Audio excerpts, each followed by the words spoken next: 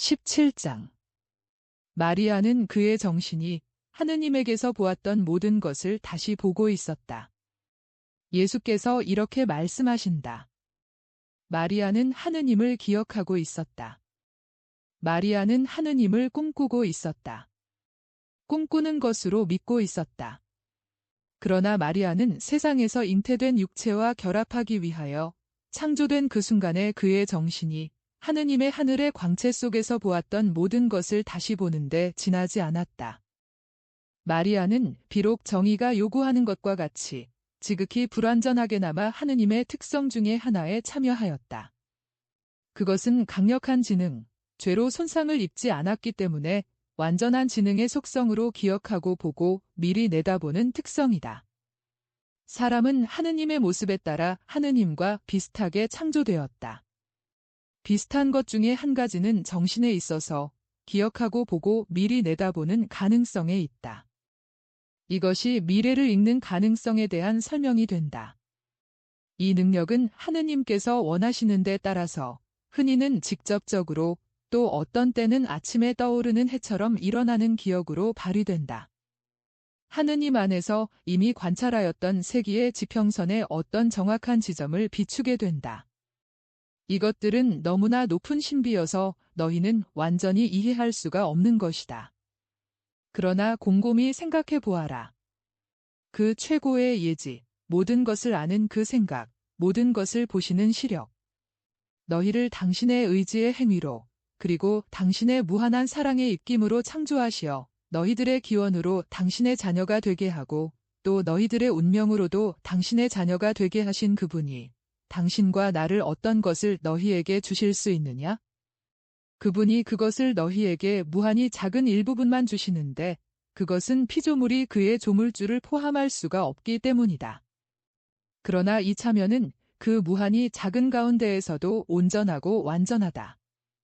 어떤 지능의 보물은 하느님께서 사람에게, 아담에게 주시지 않았느냐? 죄가 그 보물을 작게 하였다. 그러나 내 희생이 그것을 회복시키고 지능의 광휘와 그 많은 흐름과 그 지식을 열어준다. 은총으로 하느님과 결합하고 그분과 더불어 그분의 지식의 역량을 같이 하는 인간 정신의 숭고함. 은총으로 하느님과 결합한 인간 정신의 숭고함. 다른 지식의 방식은 없다. 인간의 능력을 넘어서는 비밀을 호기심을 가지고 탐구하는 사람들은 이것을 상기시키기 바란다. 은총 지위에 있는 영혼에서 오지 않는 그런데 아주 분명한 명령을 가진 하느님의 계율에 반대하는 영혼은 은총 지위에 있지 않다. 이런 종류의 지식은 어떤 것이든지 사탄에게서 밖에는 올 수가 없다. 그 지식이 인간적인 논거에 의거하는데 따라서 진리와 일치하기가 어렵고 이 논거들은 그 지식이 초인간적인 것에 의거하는데 따라서 절대로 진리와 일치할 수가 없다. 그것은 마귀가 거짓말의 아비이고 거짓말의 오솔길로 끌고 가기 때문이다. 하느님에게서 오는 방법 말고는 진리를 아는 다른 방법은 아무것도 없다. 하느님께서는 우리에게 말씀하시고 아들에게 아버지의 집과 관계가 있는 어떤 추억을 상기시키는 아버지와 같이 우리 기억에 이렇게 말씀하시거나 상기시키신다. 내가 나와 같이 이러저러한 일을 하고 이런 것을 보고 저런 말을 들을 때가 기억나느냐? 내가 떠날 적에 내 입맞춤을 받은 때가 생각나느냐?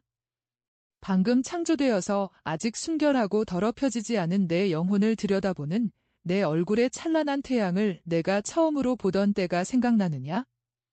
왜냐하면 내가 내게서 나가자마자 그 후 흠이 너를 작게 만들었기 때문이다. 내 심장의 사랑의 고동으로 사랑이 무엇인지를 깨달은 때가 기억나느냐? 우리의 존재와 발생의 신비는 무엇이냐? 하고. 그리고 은총 지위에 있는 인간의 한정된 능력이 도달할 수 없는 그곳에서는 지식의 성령께서 말씀하시고 가르치신다. 그러나 성령을 가지기 위하여는 은총이 필요하다. 진리와 지식을 갖고 있기 위하여는 은총이 필요하다. 아버지를 모시기 위하여는 은총이 필요하다. 이것은 삼위께서 당신의 거처를 정하시는 천막이고 영원하신 분이 자리하시고 말씀하시는 속죄소이다. 그러나 구름 속에서 말씀하시지 않고 당신의 충실한 아들에게 당신 얼굴을 드러내고 말씀하시는 속죄소이다. 성인들은 하느님을 다시 기억하고 창조하시는 생각 안에서 들었던 말씀, 하느님의 인자하심이 그들을 수리처럼 높이 올려 진리를 주시고 시간을 알게 하시려고 그들의 마음에 다시 살아나게 하시는 말씀들을 다시 기억한다. 마리아는 은총이 가득하였다. 하나이시고 세 분이신 온 은총이 마리아를 결혼을 앞둔 신부처럼, 당신의 후손을 위한 결혼처럼, 당신의 어머니 되심을 위한 하느님 같은 분으로 그의 사명을 위하여 준비하셨다.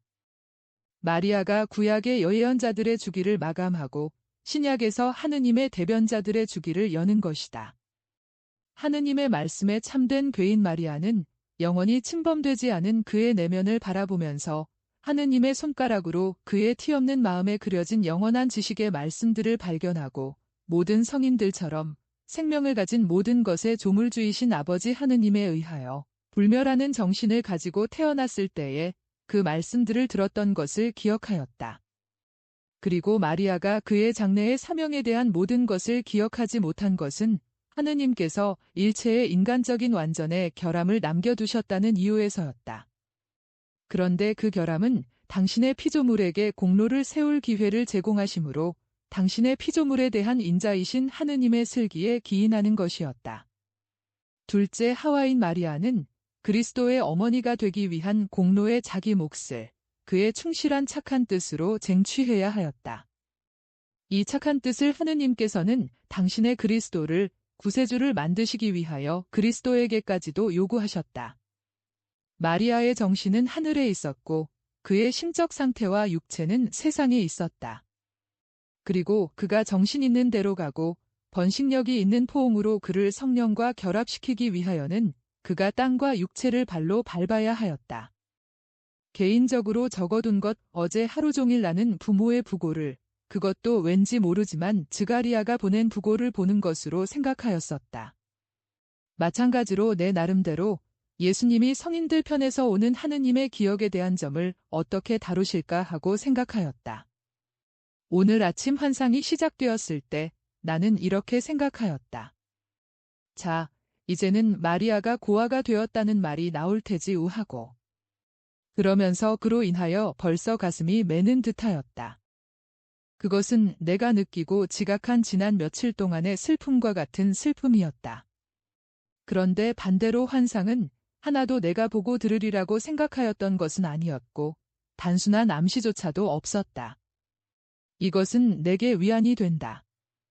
왜냐하면 나 자신의 바탕에서는 어떤 정해진 점에 대해서 단순한 예측조차도 기대할 것이 도무지 없다고 생각하기 때문이다. 모든 것이, 절대로 모든 것이 다른 근원에서 온다. 내 계속적인 두려움은 다음번까지는 멎었다. 과연 내가 틀리고 다른 사람들을 틀리게 하지 않을까 하는 이 염려는 나를 따라 다니기를 절대로 그치지 않을 것이다. 18장. 하느님께서는 내게 남편을 주실 것이다. 그런데 그는 내가 하느님을 신뢰했기 때문에 거룩할 것이다. 너는 그에게 내가 서원한 것을 말하여라. 얼마나 지옥 같은 밤이었는가. 정말이지, 마귀들이 이 세상에서 기분 전환을 하는 것 같았다. 대포소리, 천둥, 번개, 위험, 공포, 내 침대가 아닌 침대에 있다는 고통, 그리고 이 모든 것 가운데 마치 불과 고생 가운데 한 송이 기분 좋은 흰 꽃 모양으로 금발을 따아 내린 머리가 어깨에 드리워져 있고 흰 옷에 온화하고 조용한 미소를 짓고 있는 어제 본 환상에서보다 약간 나이가 더 든 마리아의 상냥스러운 존재가 있다. 마리아가 마음속에 거두어들인 영광스러운 신비 쪽으로 향한 내면에서 나오는 미소이다. 나는 이 아름다운 환상을 이 세상에서 벌어지고 있는 잔인성과 비교하는 것으로 밤을 보내면서 중상을 하는 증오 앞에서 부르는 사랑의 살아있는 노래인 어제 아침에 그분의 말씀을 다시 생각하였다. 오늘 아침에는 내 방의 고요 속으로 돌아와 이 광경을 목도하였다. 마리아는 여전히 성전에 있다. 지금 마리아는 엄밀히 말해서 다른 동정녀들과 같이 성전에서 나온다. 아름다운 황혼의 아주 새빨간 환경 속에 향냄새가 터지는 것으로 보아 어떤 의식이 있는 모양이다.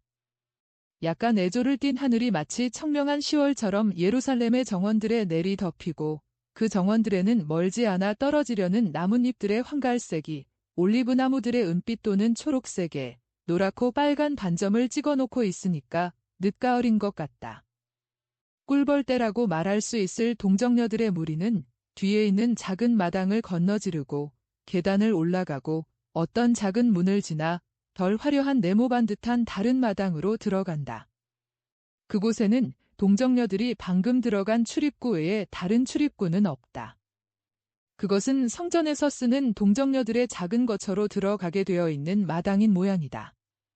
각 처녀가 마치 비둘기가 제 둥지를 찾아가듯이 자기의 독방으로 향하여 가기 때문이다. 모였다가 헤어지는 비둘기들이 날아가는 것 같다.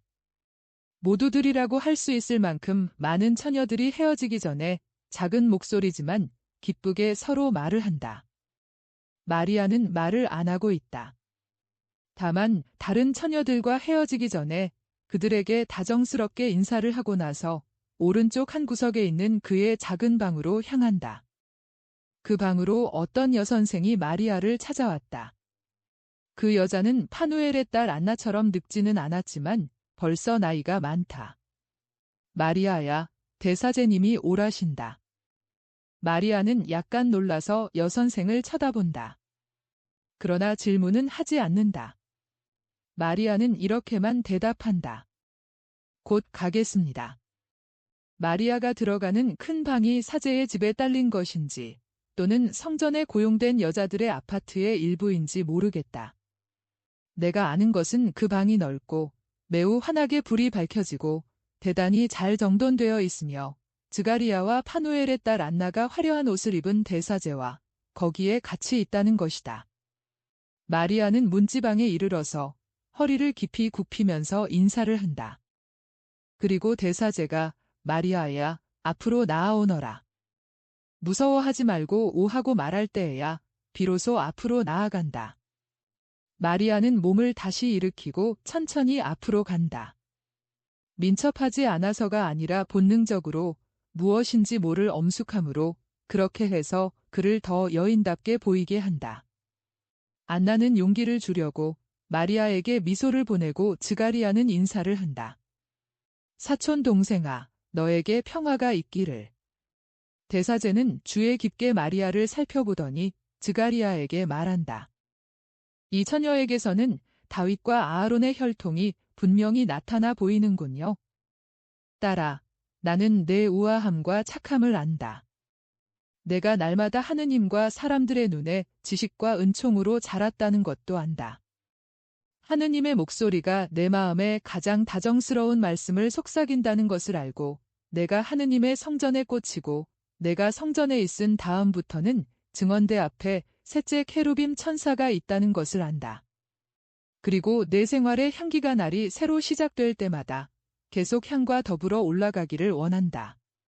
하지만 율법은 다른 말을 하고 있다. 이제 너는 어린 소녀가 아니라 한 여인이다. 그런데 이스라엘에서는 어떤 여인이든지 아들을 주께 바치기 위하여 아내가 되어야 한다. 너도 율법의 계명을 따라라. 두려워하지 말고 얼굴을 붉히지 말아라. 나는 내가 왕가의 후예임을 잊지 않고 있다. 각 남자에게는 같은 혈통의 여인이 주어져야 한다고 명령하는 율법이 벌써 너를 보호하고 있다.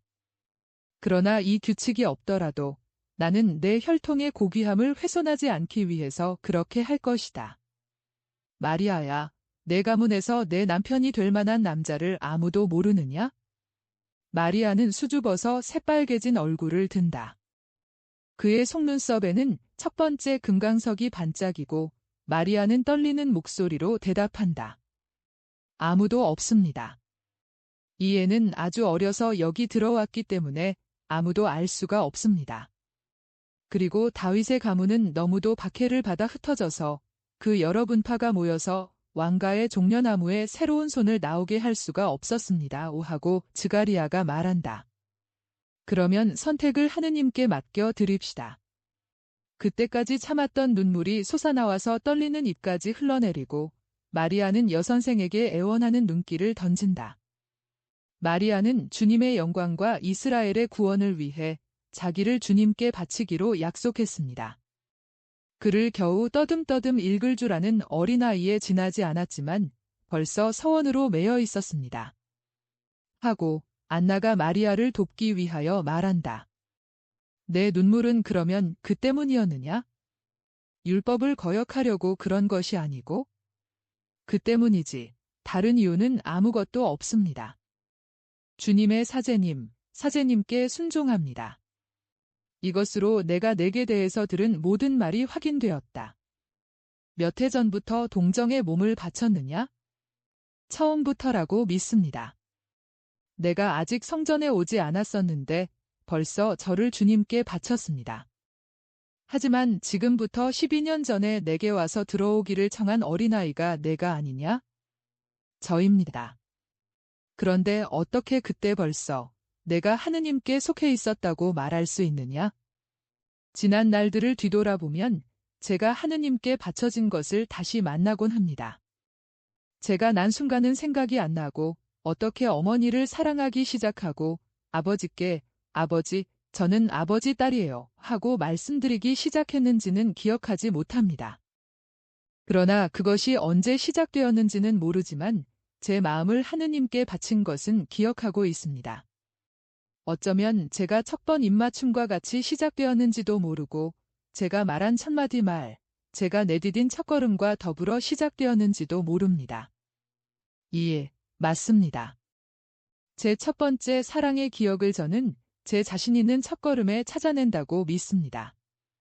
저희 집에는 꽃이 가득 찬 정원이 있고 과수원과 밭이 있었고 또 저 안쪽에는 조그마한 산 밑에 샘이 하나 있었습니다.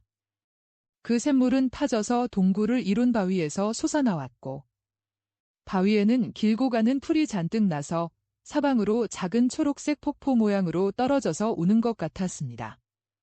사실 작고 가벼운 풀잎들, 자수같이 보이는 잎들에는 모두 작은 물방울들이 매달려 있어 그것들이 떨어지면서 아주 조그마한 종악을 들려주었습니다. 그리고 샘물도 노래를 불렀습니다. 그리고 샘 위쪽 비탈에 있는 올리브나무와 사과나무들에는 새들이 있었고 또 흰 비둘기들이 와서 거울같이 맑은 샘물에 몸을 씻었습니다. 제 마음을 온전히 하느님께 바쳤었고 또 살아계실 때에나 돌아가신 후에 사랑한 아버지 어머니 이외에는 제 마음이 이 세상의 아무 물건에도 애착을 가지지 않았었기 때문에 이 모든 것을 기억하지 못하고 있었습니다. 그렇지만 사제님이 제게 생각을 하게 하십니다. 저는 언제 저를 하느님께 바쳤는지 찾아야 하는데 제 아주 어린 시절의 기억들이 되살아옵니다. 저는 그 동굴을 좋아했습니다. 그것은 물과 새들의 노래보다도 더 기분 좋은 목소리가 제게 내 사랑하는 딸아, 오너라 하고 말하는 것을 들었기 때문입니다. 저는 거기서 제 주님의 표를 보기 때문에 소리나는 금강석 같은 그 물방울들을 사랑했습니다. 저는 이렇게 저 자신에게 말하는데 골몰했습니다. 내 영혼아, 내 하느님이 얼마나 위대하신지 알겠느냐? 북쪽에는 레바논의 서양 삼송을 만드신 그분이 내 눈을 기쁘게 하시려고 작은 파리의 무게에도 휘는 저 작은 잎들을 만드셨고 내 작은 발을 위해 융단 같은 풀밭을 만드셨다 하고요. 저는 깨끗한 물건들의 그 고요를 좋아했습니다. 가벼운 바람, 은빛같이 반짝이는 물, 깨끗한 비둘기 같은 것들은요. 저는 그 작은 동굴 위에 감도는 평화를 사랑했습니다.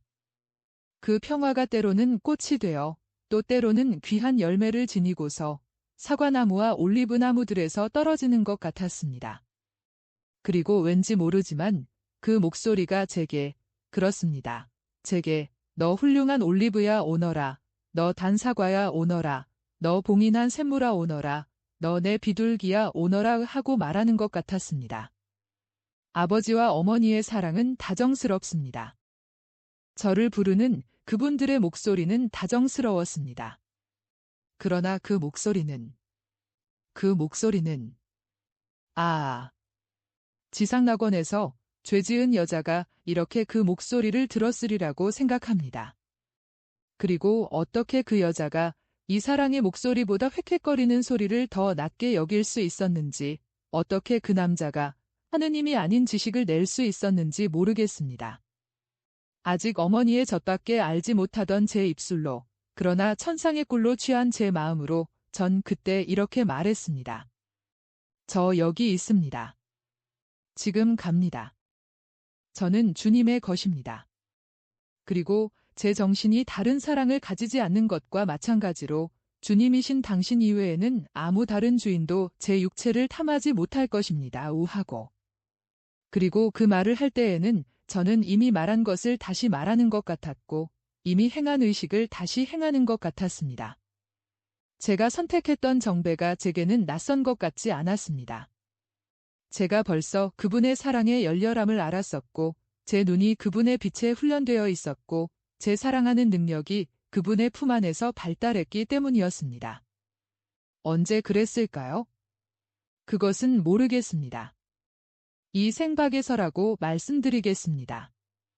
그것은 제가 항상 주님을 모시고 있었고 주님은 저를 항상 차지하고 계셨다는 느낌을 가지고 있었고 또 제가 있는 것은 주님 자신께서 당신의 성령의 기쁨과 제 기쁨을 위하여 저를 원하셨기 때문이라는 느낌을 가졌었기 때문입니다. 이제는 사제님, 순종하겠습니다. 그러나 제가 어떻게 해야 하는지 말씀해 주십시오. 이제 제게는 아버지도 어머니도 안 계시니 사제님이 저를 인도해 주십시오. 하느님께서 내게 남편을 주실 것이다. 내가 너를 하느님께 바쳤으니 거룩한 남편을 주실 것이다. 남편에게 내 서원한 것을 말하여라. 받아들일까요? 그러기를 바란다. 딸아, 그가 내 마음을 이해할 수 있도록 기도하여라. 이제는 가거라. 하느님께서 항상 너와 같이 계시기를 바란다. 마리아는 안나와 같이 물러가고 드가리아는 대사제와 같이 남아있다. 19장. 요셉이 동정녀의 남편으로 지명된다. 방장과 양탄자와 상감세공을 한 가구들로 잘 장식된 호화로운 방이 보인다. 거기에 사제들이 있고 그 가운데에는 드가리아와 20세에서 50세 전후에 각 연령층에 많은 남자가 있는 것으로 보아 아직 성전에 딸린 방인 것 같다. 그들은 서로 조용히 말을 하고 있다. 그러나 이야기에 활기가 넘친다. 그들은 걱정스러운 것 같은데 그 이유는 알 수 없다. 그들은 무슨 축제 때문에 온 것처럼 모두가 새 옷이나 손질을 잘한 명절 옷을 입고 있다. 많은 사람은 모자 노릇을 하는 터번을 벗었고 어떤 사람들은 아직 쓰고 있다. 특히 나이 많은 사람은 쓰고 있는데 젊은 사람들은 머리를 드러내고 있다. 짙은 금발도 있고 갈색도 있으며 어떤 머리는 매우 검은데 한 사람이 구릿빛 또는 붉은색 머리다. 대부분의 머리는 짧지만 긴 머리도 있고 어깨까지 내려오는 머리도 있다. 그들이 호기심을 가지고 서로 살펴보는 것으로 보아 서로 알지 못하는 사이인 모양이다. 그러나 한 가지 생각에만 골몰하고 있는 것을 깨달을 수 있으므로 그들은 친척들인 것 같다. 한 구석에 요셉이 보인다. 그는 한 건강한 노인과 이야기하고 있다. 요셉은 30세쯤 되어 보인다. 머리가 짧고 숱이 꽤 많고 턱수염과 콧수염과 마찬가지로 밤색을 띤 갈색을 한 미남자이다. 그 턱수염과 콧수염은 아름다운 턱을 덮어가리고 뺨을 향하여 올라가는데 뺨은 갈색 머리를 가진 다른 사람들처럼 올리브색이 돌지 않고 젓갈색이다. 눈은 어두운 빛깔인데 착하고 그윽하고 대단히 근엄하며 거의 좀 쓸쓸하다고 할 수 있을 정도이다. 그러나 그가 지금처럼 웃을 때에는 그 눈들이 기쁨과 젊음을 나타낸다. 그의 옷 전체가 엷은 밤색인데 수수하지만 매우 단정한 옷차림이다. 젊은 레위파 신관들 한때가 들어온다. 그들은 문과 벽 가까이에 있는 길고 좁은 탁자 사이에 늘어선다. 벽 한가운데에는 문이 있고 그 문은 열린 채로 있다. 다만 휘장이 바닥에서 20cm 되는 데까지 드리워져 있어 출입구가 가려져 있다. 공중의 호기심이 날카로워지고 한 손으로 휘장이 열려 위에 꽃이 핀 나뭇가지 하나가 소중히 놓여있는 마른 나뭇가지 한 단을 아는 레위파의 신관이 통과하자 호기심은 한층 더 날카로워진다. 꽃들은 약간의 분홍색이 섞였을까 말까 할 정도의 흰 꽃잎으로 된 가벼운 꽃송이다. 그 분홍 빛깔은 중앙 쪽에서 가벼운 꽃잎 끝 쪽으로 퍼져가면서 점점 더 엷어진다. 레위파 신관은 그 많은 마른 가지들 가운데에서 기적적으로 꽃이 핀 그 가지를 상하게 하지 않으려고 매우 조심하면서 나뭇가지 단을 탁자에 내려놓는다. 소리 하나가 방 안에 터진다. 목들이 느려지고 시선들이 더 잘 보기 위하여 더 주에 깊게 된다. 스가랴 자신도 탁자에 더 가까이 있는 사제들과 같이 보려고 애쓰지만 아무것도 보지 못한다. 요셉은 자기가 있는 구석에서 나뭇가지 단을 보는 둥 마는 둥한다. 그리고 이야기 상대자가 무엇이라고 말하자 그는 그럴 리가 없다에는 뜻의 몸짓을 하고는 웃는다. 휘장 뒤에서 나팔 소리가 들려온다. 아주 조용해지고 모두 질서정연하게 늘어서서 휘장 고리를 쭉 밀었다. 때문에 이제는 환히 드러난 출입구 쪽으로 얼굴을 돌린다. 다른 나이 많은 사제들에 둘러싸여 대사제가 들어온다. 모두가 몸을 깊이 숙인다. 대사제는 탁자 곁으로 가서 선체로 말한다. 내 부름에 응하여 오신 다윗 가문의 남자 여러분, 들으시오. 주께서 말씀하셨으니 주를 찬미합시다. 그분의 영광에서 빗줄기 하나가 봄의 햇살같이 내려와서 마른 가지에 생명을 주었습니다. 엔세니의 마지막 날인 지금 땅에 있는 아무 가지에도 꽃이 피지 않는데 비록 유다의 높은 지대에 내린 눈이 아직 사라지지 않았으나 이 가지는 기적적으로 꽃이 피었습니다. 이것이 시온과 베다니아 사이에 있는 오직 하나밖에 없는 빛깔입니다. 하느님께서는 보호자라고는 오직 하느님밖에 모시지 못한 다윗 가문의 동정녀의 아버지와 보호자가 되시면서 말씀하셨습니다. 성전과 그의 가문의 영광인 거룩한 아이, 그가 하느님의 말씀에 영원하신 분의 마음에 드는 남편의 이름을 그에게 알게 하실 만한 자격을 얻었습니다. 주께 매우 소중한 동정녀의 보호자가 되라고 그분께 선택받은 사람은 참으로 의인일 것입니다. 그러므로 그 동정녀를 잃는 우리의 슬픔이 가라앉고 우리는 그의 아내로서의 운명에 대하여 이제 걱정이 없어졌습니다. 하느님께서 지명하신 남자에게 우리는 하느님의 강복과 우리의 축복이 내리는 그 동정녀를 마음턱 놓고 맡깁니다. 남편의 이름은 갈릴레아의 나자렛에서 목수일을 하는 다윗 지파의 베들레헴 출신 야곱의 아들 요셉입니다. 요셉, 앞으로 나아오시오. 대사제가 그대에게 명령하는 것이요. 대단히 웅성거린다. 머리들이 돌아가고 손과 눈들이 실망과 만족을 나타내는 손짓 눈짓을 한다. 특히 나이 많은 사람들 중에 자기들이 제비에 뽑히지 않은 것을 다행으로 생각하는 사람들이 있을 것이 틀림없다. 요셉은 얼굴이 새빨개져서 거북한 걸음으로 앞으로 나아간다. 그는 이제 탁자 앞에 와서 대사제에게 공손하게 인사하고 그 앞에 서 있다. 모두 와서 가지 위에 적혀있는 이름을 보시오. 각기 자기 자신의 나뭇가지를 집어 속임수가 없다는 것을 확인하시오. 사람들은 복종한다. 그들이 대사제가 소중히 들고 있는 가지를 쳐다보고 각자가 자기의 가지를 짚는다. 어떤 사람들은 그것을 꺾고 어떤 사람들은 그대로 가지고 있다. 모두가 요셉을 바라본다. 어떤 사람들은 말없이 쳐다보기만 하고 어떤 사람들은 축하를 한다.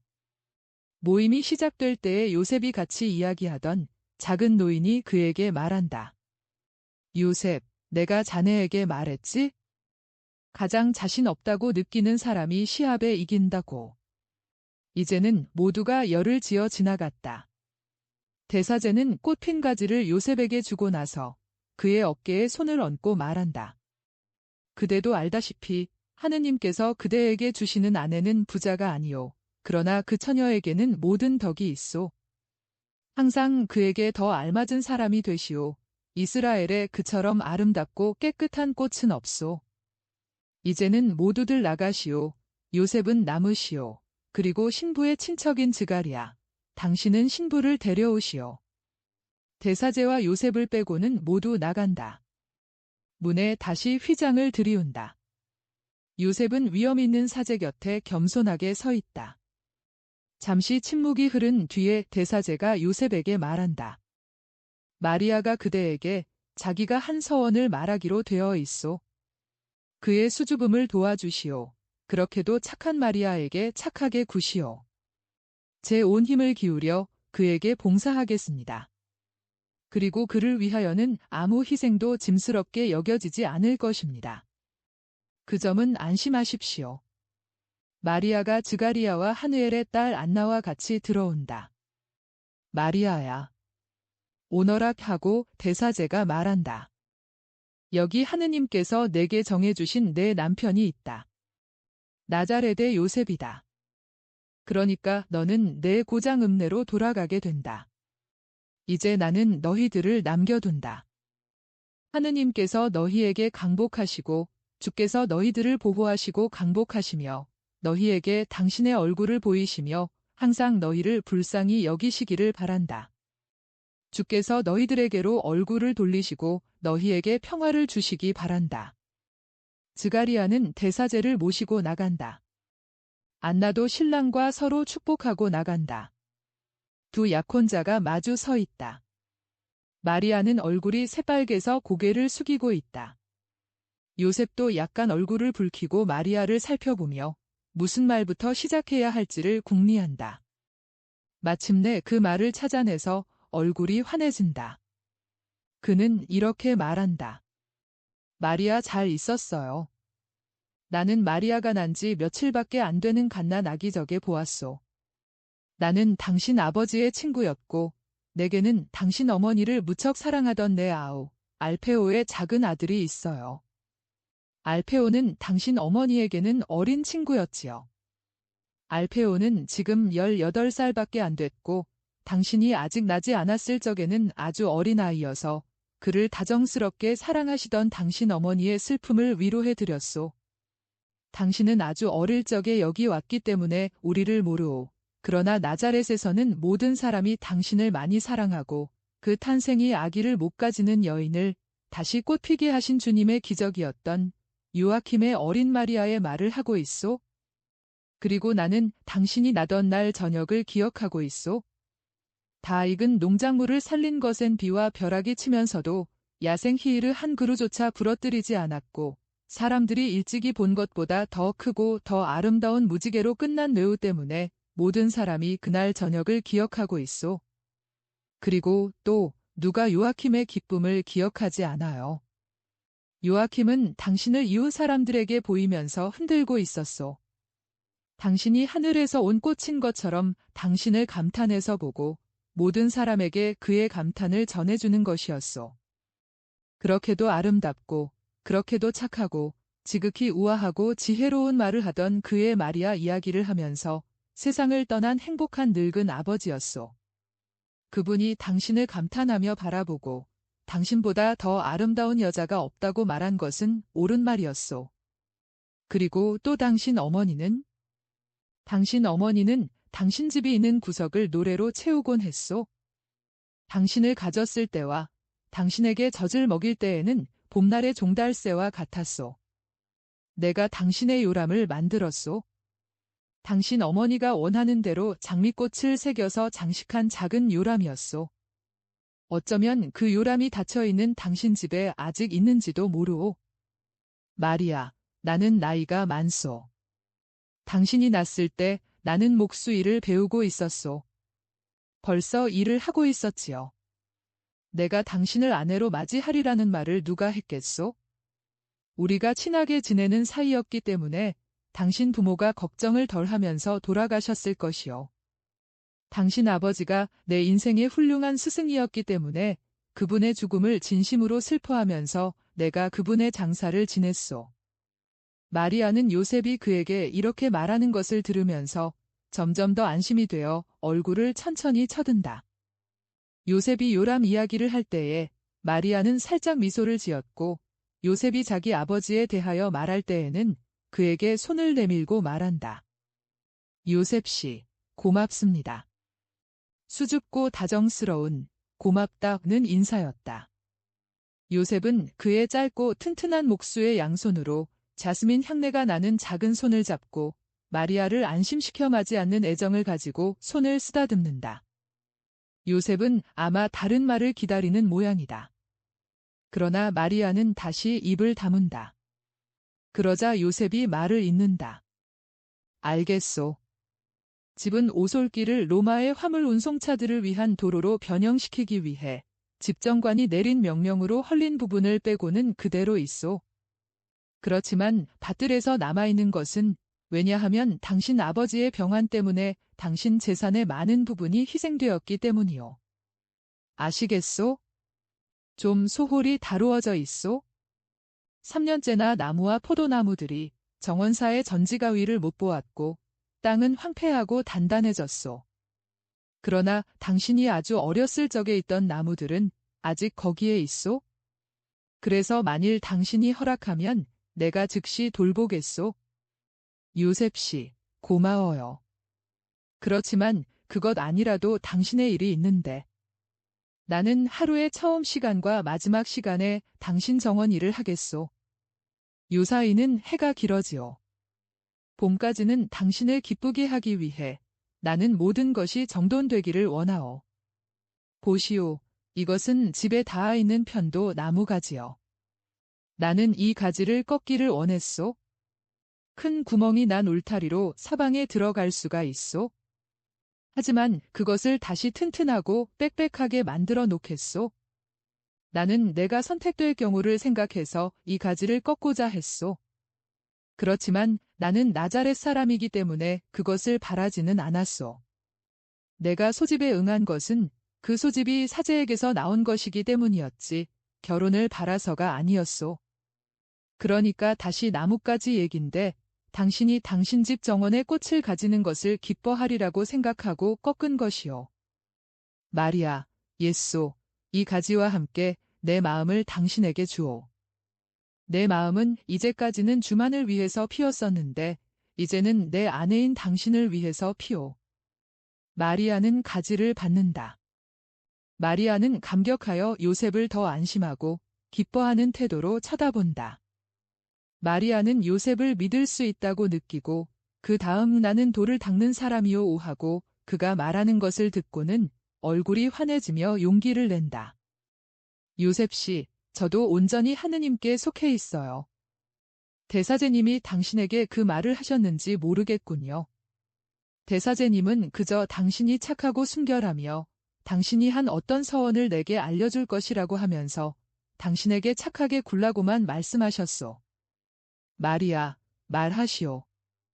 당신의 요셉은 당신의 모든 소원에 당신이 행복하게 만들기를 원하오. 나는 당신을 육체적으로 사랑하지 않소. 나는 하느님께서 내게 주시는 거룩한 처녀인 당신을 내 정신에 따라 사랑하오. 나를 남편으로 생각하지 말고 아버지와 오빠로 생각하시오. 당신을 아버지에게 맡기듯 내게 맡기고 오빠를 신뢰하듯 나를 믿으시오. 저는 아주 어려서 저를 주님께 바쳤어요. 이스라엘에서는 이런 일을 하지 않는다는 것은 저도 알아요. 그렇지만 저는 메시아의 강림을 위해 제 동정을 사랑의 희생으로 요구하는 목소리를 들었어요. 이스라엘이 메시아를 기다리는 지가 정말 오래됐어요. 이를 위해서 어머니 되는 기쁨을 포기하는 것은 지나친 일이 아닙니다. 요셉은 마리아의 깊은 마음속을 읽으려고 하는 듯이 마리아를 뚫어지게 들여다보고 나서 아직 꽃핀 나뭇가지를 손가락 사이에 들고 있는 작은 두 손을 잡고 말한다. 나도 내 희생을 당신의 회생에 합치겠소? 그리고 우리의 순결로 영원하신 분께 하도 많은 사랑을, 너무나도 많은 사랑을 보여드려 하느님께서 구세주를 온 세상에 더 일찍 보내주시고 우리에게 구세주의 빛이 세상을 비추는 것을 보도록 허락하시게 합시다. 마리아, 오시오. 주의 집 앞에 가서 우리가 천사들이 서로 사랑하는 것처럼 서로 사랑하겠다고 맹세합시다. 그런 다음 나는 나자렛으로 내려가서 당신의 모든 것을 준비하겠소? 당신이 더 좋다면 당신 집에, 당신이 원한다면 다른 곳에 준비하겠소? 제 집에요? 안쪽에 동굴이 하나 있었는데 지금도 있어요. 지금도 있기는 하오. 그러나 이제는 당신의 것이 아니오. 그러나 당신이 하루에 제일 더운 시간에 피해 들어갈 수 있을 조용하고 서늘한 동굴을 하나 만들어 주겠소? 그 동굴을 전에 동굴만큼 크게 만들겠소. 그리고 당신과 동무할 사람으로 누구를 원하는지 말하시오. 아무도 없어요? 저는 무섭지 않아요. 늘 저를 보러 오는 알페오의 어머니가 낮에는 저와 좀 같이 있어 줄 것입니다. 밤에는 저 혼자 있는 것이 더 좋아요. 아무 불행도 제게 올 수 없어요. 그리고 또 이제는 내가 거기 있고 언제 당신을 데리러 와야 하오? 요셉 씨가 원하는 때예요. 그러면 집이 잘 정리되는 대로 오겠소? 나는 아무것도 흐트러뜨리지 않겠소? 나는 당신이 당신 집을 어머니가 남겨놓으신 그대로 발견하기를 원하오. 그렇지만 집이 아주 해가 잘 들고 매우 깨끗해서 음산한 것이 없이 당신을 맞아들이게 하고 싶소. 마리아, 오시오. 지극히 높으신 분께 우리가 그분을 찬미한다고 말씀드립시다. 다른 것은 아무것도 보이지 않는다. 그러나 내 마음에는 마리아가 느끼는 안정감이 남아있다. 20장. 동정녀 마리아와 요셉의 결혼. 그를 환대하는 친구들과 여선생들 가운데에 신부 옷차림을 한 마리아는 얼마나 아름다운가. 그들 가운데에는 엘리사벳도 있다. 마리아는 귀중한 비단이라고 할 수 있을 정도로 매우 보드랍고 고운, 눈이 부실 만큼 하얀 옷으로만 단장하였다. 끌로 세공한 금과 은으로 된 허리띠. 허리띠는 온전히 작은 사슬로 연결된 큰 메달로 되어 있다. 각 메달은 세월이 흘러서 갈색으로 변한 은바탕에 금실로 뜬 레이스이다. 허리띠는 마리아에 가는 허리를 꽉 쥘다. 그리고 아직 나이 어린 마리아에게는 아마 너무 길기 때문인지 마지막 메달 3개가 앞으로 늘어져 있다. 허리띠는 짤막한 끌리는 옷자락이 달린 대단히 넓은 옷의 주름들 사이로 내려온다. 그만큼 대단히 길다. 마리아의 작은 발에는 은으로 된 죬쇠가 달린 대단히 흰 샌들이 신겨져 있다. 목에는 허리띠의 모티브를 더 작게 재현하는 은으로 된 선세공이 달린 금으로 만든 장미꽃 모양이 되어 있는 가는 사슬로 옷이 고정되어 있다. 그 사슬은 깃이 깊게 파인 곳의 커다란 틈들을 통하여 지나가며 주름들을 모아서 일종의 작은 가슴 장식을 만들어 놓는다. 마리아의 목은 환 옷주름 속에서 귀중한 사로 둘러싼 배 모양으로 우아하게 나타나서 한층 더 가늘고 희게 보인다. 감동으로 인하여 한층 더 창백하고 더 순결한 백합 같은 얼굴에 피어나는 백합꽃대와 같다. 지극히 깨끗한 제물의 얼굴이다. 머리가 이제는 어깨에 덮여 있지 않다. 서로 따은 머리로 우아하게 정리되어 온전히 선세공 자수로 된 귀중한 갈색 은줄로 꼭대기에서부터 내려오며 적당한 자리에 고정되어 있다. 어머니의 베일이 이따은 머리 위에 얹어져 있어 대단히 흰 이마를 죄고 있는 귀중한 얇은 판 아래로 대단히 기분 좋은 주름을 이루며 내려온다. 베일이 안나의 허리까지만 내려왔었는데 마리아는 어머니만큼 크지 않기 때문에 둔부까지 내려가고도 더 내려간다. 손에는 아무것도 없다. 손목에는 팔찌가 있다. 그러나 그 손목이 어찌나 가는지 어머니의 무거운 팔찌가 손등에까지 내려온다. 그리고 만일 마리아가 그것들을 흔들면 아마 땅에 떨어질 것이다. 동무들이 마리아를 이리저리 뜯어보며 감탄한다. 질문을 하고 감탄하는 소리를 지르는 것이 꼭 참새들이 명랑하게 지저귀는 것 같다. 이거 내 어머니 거였니? 정말 오래된 거야? 사라야. 이거 얼마나 이쁘니?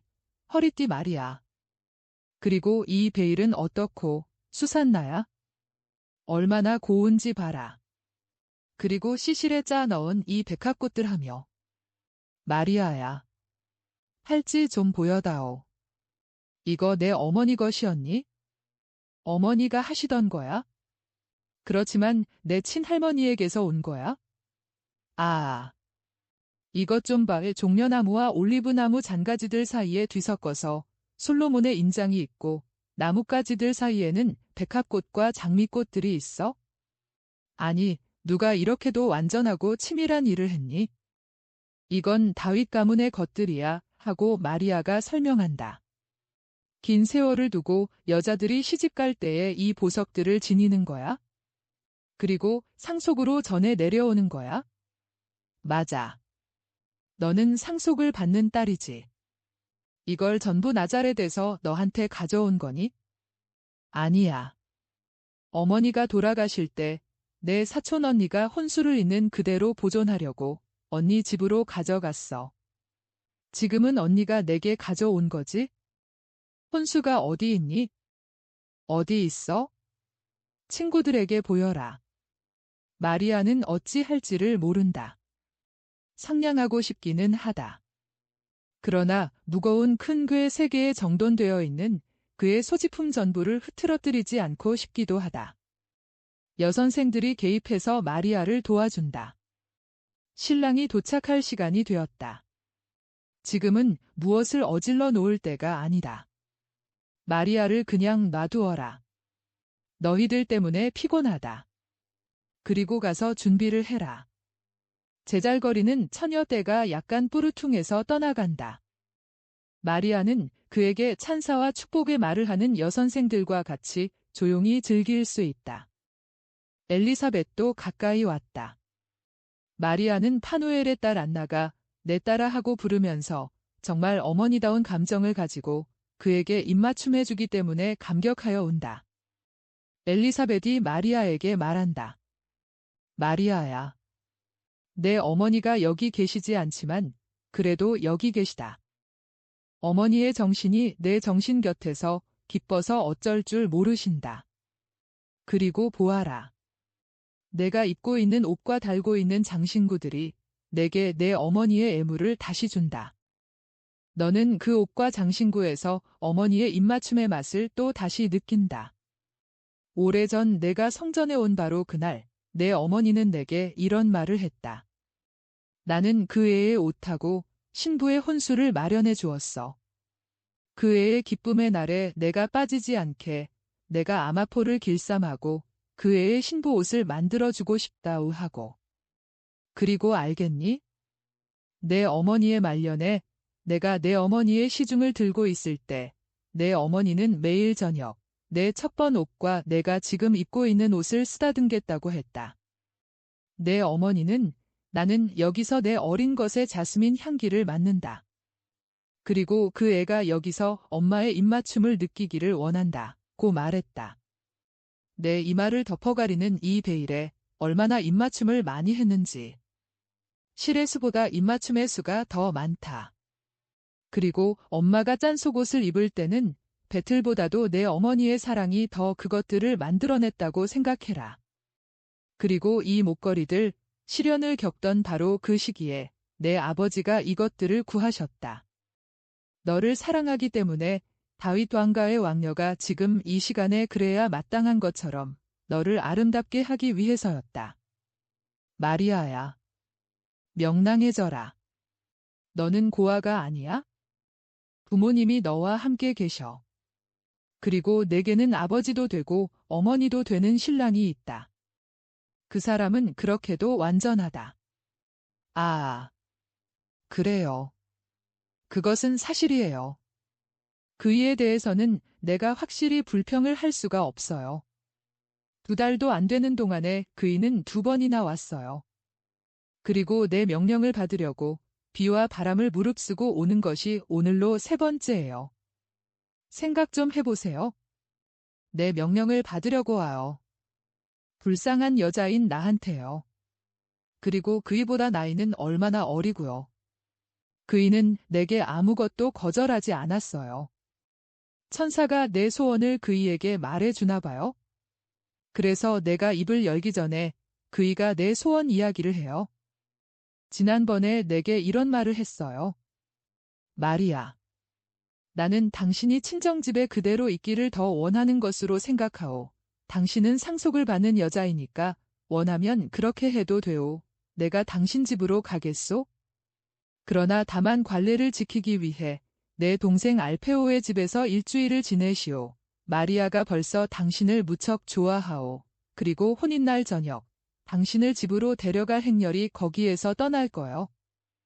이거 친절한 마음씨 아니에요. 그이는 그의 집이 내 마음에 들지 않는다고 사람들이 말하게 하는 것은 조금도 상관하지 않아요. 내게는 그다지도 착한 그이 때문에 그이의 집이 언제나 마음에 들었을 거예요. 그렇지만 물론 내 집이 더 좋긴 하지요. 추억들 때문에요. 아, 요셉, 그이는 정말 착해요. 내 서원에 대해서 뭐라고 했니? 그 말은 내게 아직 안 했는데 이의를 제기하지 않았어요. 이유를 알게 되었을 때는 내 희생을 당신의 희생에 합치겠소 라는 말까지 했어요. 그 사람은 젊은 성인이다 하고 파누엘의 딸 안나가 말한다. 젊은 성인이 그 순간에 즈가리아와 함께 들어온다. 요셉은 정말 눈부시게 아름답다. 온통 황금색 옷을 입은 그는 동방의 어떤 군주와도 같아 보인다. 화려한 허리띠에는 주머니와 단도가 달려 있는데 주머니는 금실로 술을 놓은 모로코 가죽으로 만든 것이고 단검도 금 줄무늬가 있는 모로코 가죽으로 만든 칼집에 들어있다. 머리에는 아직도 예를 들어 베두인 사람들 같은 어떤 아프리카 민족들이 쓰는 것과 같이 두건 노릇을 하는 보통 천으로 만든 모자인 터번을 썼다. 작은 도금양 꽃다발들이 달려있는 가는 금태로 제자리에 고정되어 있다. 그는 가장자리 술장식이 달린 새 겉옷을 위엄을 갖추고 당당하게 입고 있다. 그의 눈은 기쁨으로 반짝인다. 그의 손에는 꽃이 피어있는 도금양 꽃다발들이 들려있다. 그는 인사를 한다. 내 안에 당신에게 평화가 있기를. 모든 이에게 평화. 그리고 사람들이 그에게 답례를 한 다음에 이렇게 말한다. 내가 당신 집 정원에서 나뭇가지를 가져온 날 당신이 기뻐하는 것을 보았소. 당신에게 그다지도 소중한 동굴 가까이에서 자라고 있는 도금양꽃을 당신에게 가져올 생각을 했소. 당신 집 바로 옆에서 꽃이 피기 시작한 장미꽃을 가져오고 싶었소. 그렇지만 장미꽃은 오래 가지 못해요. 게다가 여행이 여러 날 걸리니 당신에게 가시밖에는 갖다 주지 못했을 거요. 그런데 사랑하는 당신에게 나는 오직 장미꽃만을 주고 싶고 당신이 갈 길에 섬세하고 향기 나는 꽃들을 뿌려서 당신이 발을 디딜 때 더러운 것과 불유쾌한 것을 아무것도 만나지 않을 수 있게 하고 싶소. 아, 고마워요. 당신은 참 친절하셔요. 그 꽃을 어떻게 여기까지 그렇게 싱싱하게 가져올 수 있었어요? 안장에다 꽃병을 잡아매고 그 안에 아직 봉오리로 있는 꽃가지들을 넣었었소. 길을 오는 동안에 피었소. 마리아, 옛소. 당신 이마가 순결의 상징이요. 신부의 상징인 꽃줄로 꾸며지기 바라오. 그렇지만 당신 마음의 순결보다는 훨씬 떨어지는 순결이지요. 엘리사벳과 여선생들이 마리아를 꽃줄로 꾸민다. 그 여자들은 이마를 죄고 있는 값진 태에 도금향의 흰 꽃 뭉치와 큰 궤 위에 있는 꽃병에서 따온 흰 작은 장미꽃들을 번갈아 꽂아서 꽃줄을 만든다. 마리아는 어깨에 걸치려고 그의 넓은 흰 겉옷을 집으려고 한다. 그러나 신랑이 그의 행동을 앞질러서 은핀 2개로 겉옷을 마리아의 어깨에 고정시키는 일을 도와준다. 선생들은 옷주름을 우아하고 사랑스럽게 정리한다. 모든 것이 준비되었다. 사람들이 무엇인가를 기다리는 동안 요셉은 마리아와 같이 조금 옆으로 비키면서 말한다. 나는 요사이 당신의 서원을 생각했소. 내가 그것을 같이 한다고 당신에게 말했지요. 그렇지만 그 생각을 하면 할수록 정결의 유기서원은 여러 번 갱신한다 해도 넉넉하지 못하다고 점점 더 깨닫게 되오, 마리아. 나는 당신의 생각을 이해했소. 나는 아직 빛의 말씀을 들을 자격이 없소.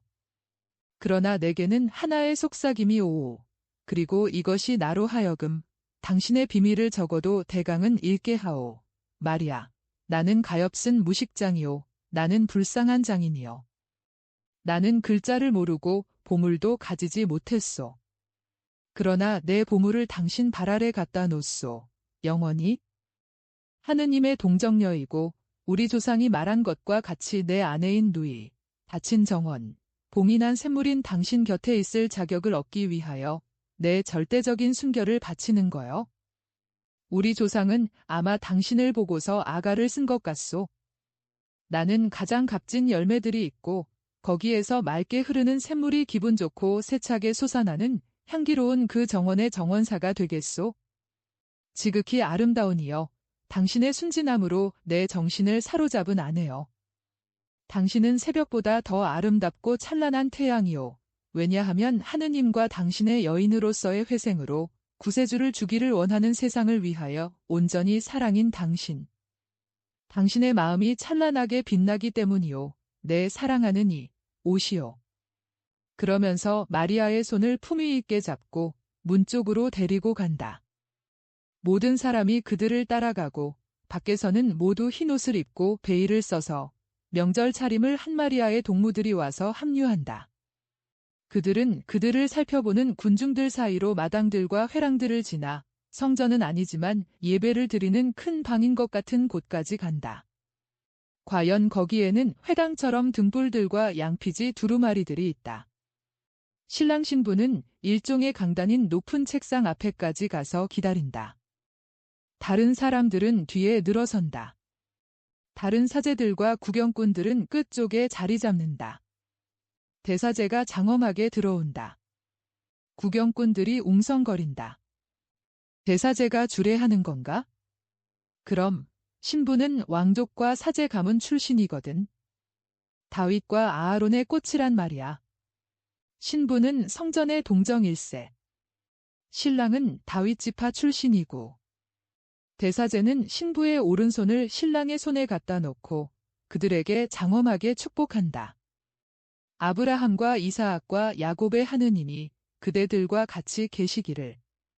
하느님께서 그대들을 결합시키시고 그대들에게 당신의 평화와 많은 자손과 장수와 아브라함의 품에서 복된 죽음을 주심으로써 그대들 안에 당신의 축복을 실현하시기를 바랍니다. 그리고 나서 대사제는 들어올 때와 같이 장엄하게 물러간다. 약속을 서로 교환하였다. 마리아는 요셉의 아내가 되었다. 모두가 나와 여전히 질서정연하게 어떤 큰 방으로 가는데 거기에서는 혼인계약서가 작성된다. 혼인계약서에는 다윗 가문의 요아킴과 아론 가문의 안나의 상속녀인 마리아는 지참금으로 자기 남편에게 그의 집과 거기 딸린 재산, 그의 개인적인 혼수와 그의 아버지에게서 물려받은 다른 재산들을 가져온다고 씌어 있다. 모든 것이 끝났다. 신랑 신부는 마당으로 나온 다음 성전에 고용된 여자들의 구역 가까이에 있는 문을 향하여 간다. 잘 정돈된 육중한 집마차가 그들을 기다리고 있다. 마차는 포장을 씌웠고 마리아의 무거운 궤들은 벌써 거기에 실려 있다. 작별 인사, 입맞춤과 눈물, 축복, 충고, 권고가 있은 다음 마리아는 엘리사벳과 같이 올라와서 마차 안에 자리 잡는다. 앞에는 요셉과 드가리아가 있다. 그들은 화려한 겉옷을 벗고 모두 짙은 빛깔의 짧은 외투들을 입었다. 마차는 펄빛이 짙은 큰 말의 무거운 속보로 떠난다. 성전의 담이 멀어져 가고 그 다음에는 도시의 성곽이 멀어져 간다. 이제는 봄의 아침 햇살로 아주 새로워지고 싱싱하고 꽃이 핀 들이 나타나고 적어도 손바닥 길이 하나는 자라고 그 어린 잎들로 인하여 에메랄드 빛깔로 보이는 밀포기 들이 나타난다. 어린 밀잎들은 복숭아꽃과 사과꽃, 크로바와 야생박하 냄새가 나는 가벼운 바람에 물결친다. 마리아는 조용히 그의 베일 속에서 조용히 울며 가끔 포장을 열고 멀어진 성전과 그가 떠난 도시를 바라다본다. 환상은 이렇게 끝난다.